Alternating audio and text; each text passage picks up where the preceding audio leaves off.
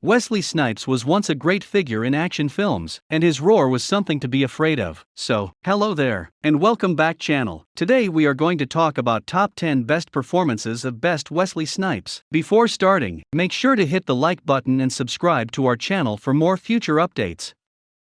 Number 10. Major League, Willie Mays Hayes.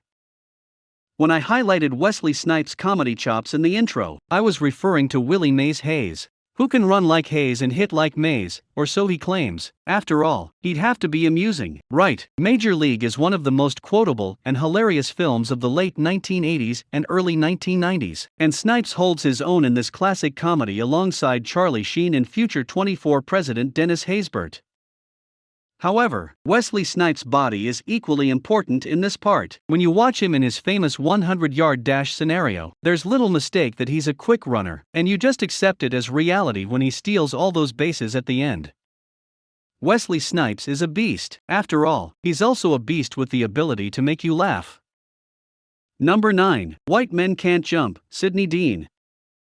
White Men Can't Jump, starring Woody Harrelson as Billy Hoyle, a slow, white, geeky chump, and Rosie Perez as Billy's fiancée, Gloria, was one of my favorite movies as a kid. Despite its abundance of F-bombs, Wesley Snipes portrays Billy's cocky opponent, Sidney "Sid" Dean, who eventually becomes his friend and partners in crime. It's a great time for everyone.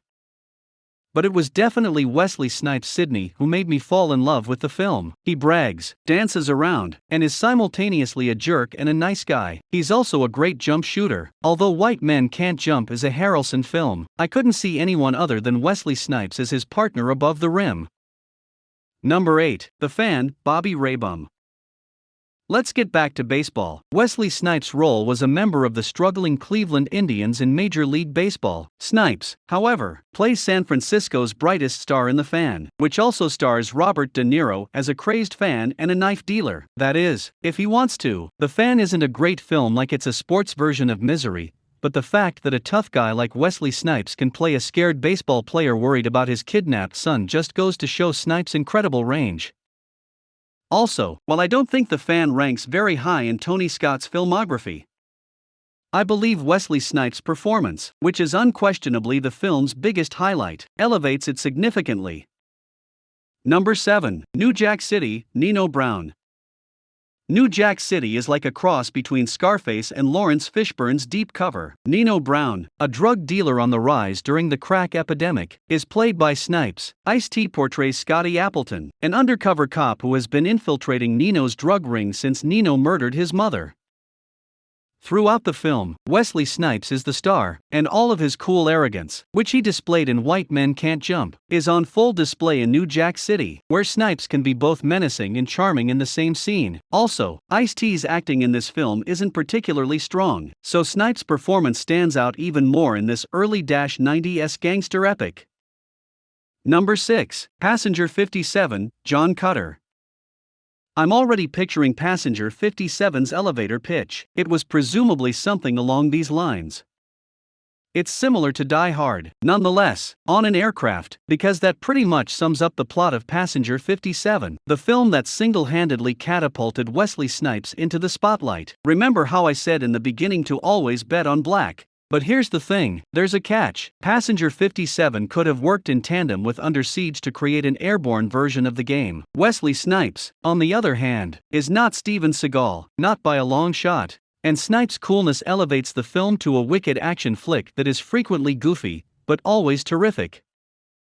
Number 5. Jungle Fever, Flipper Purify. Wesley Snipes' depiction as an architect who cheats on his black wife with a white woman still resonates today, even though Spike Lee's Jungle Fever feels a little antiquated. It's largely because Wesley Snipes isn't afraid to play a character you don't like as long as his performance is appropriate for the part. In this film, Samuel L. Jackson steals the show. Wesley Snipes, on the other hand, established in 1991 that he didn't need to kill people or kick them in the kidneys to make a powerful performance. Number 4. Demolition Man, Simon Phoenix. In a future where crime has all but vanished, Simon Phoenix, Snipes, is cryogenically frozen and then thawed out to cause even more mayhem. In this part, Snipes had a lot of fun. Why wouldn't he? After all, Snipes will be as nasty as he wants to be in a society where even profanity can result in a fine. And we'll all be the better for it. Demolition Man is primarily an action film after all. It is a Sly Stallone sci-fi vehicle, but it's also surprisingly amusing, with Wesley Snipes providing much of the humor. Number 3. Dolemite Is My Name, D'Urville Martin. Wesley Snipes has reached the age where he can portray a character who would mock the roles he actually played when he was younger, as he does in Dolemite Is My Name as real-life filmmaker D'Urville Martin. In this film, Eddie Murphy's Dolemite is outlandish, and it's entertaining to witness Wesley Snipes' D'Urville Martin shake his head at everything Dolemite does in the film he's directing. Dolemite Is My Name is a light-hearted comedy. While Snipes' role isn't in the picture for the entire time, he sticks out for his severity in an otherwise light-hearted film. Number 2. To Wong Fu, Thanks for Everything, Julie Newmar, Noxeema Jackson. Wesley Snipes' next move after starring in macho films like Demolition Man, New Jack City, and Passenger 57 was to don a wig and dress in drag. I mean, isn't that self-evident? Because that's exactly what he did in To Wong Fu, Thanks for Everything, a cult masterpiece. Julie Newmar is a well-known actress. After tying for Drag Queen of the Year with Patrick Swayze's character, Wesley Snipes as Noxeema Jackson joins him on a road trip to a podunk town that has no idea what they're in for when these three ladies arrive. In truth, the picture was ahead of its time, portraying homophobia as vile and terrible as it is today, even though it was released in 1995, and Wesley Snipes never fails to appear like he's having a good time, making it simple for the audience to join in on the fun. You can do it, girl. Number 1. Blade. Blade is Wesley Snipes, or, at the very least, Blade will now be played by Mahershala Ali, but there was a time when you couldn't envision anyone else in the position of the Daywalker. Wesley Snipes' performance is that memorable. And it's all due to the fact that Wesley Snipes is the complete package. Blade is one of the most distinctive and exciting comic book movie series of all time because he can kick butt, look good doing it, and even crack jokes. I'm willing to gamble on it. When Mahershala Ali's Blade is released, there will be plenty of Wesley stans who will claim that no matter how excellent Mahershala Ali's performance is, it will never be as good as Wesley Snipes. When it comes to Spider-Man, it'll probably be like the entire Tobey Maguire is better than everyone argument, but, unlike Tobey Maguire, I believe the argument is valid in the case of Wesley Snipes' Blade, and, yep, I went there right now. That's a wrap for our today's video. Hope you enjoyed the video. If you are having some suggestions for us, do let us know in the comments section below. And make sure to hit the like button and subscribe to our channel for more future updates.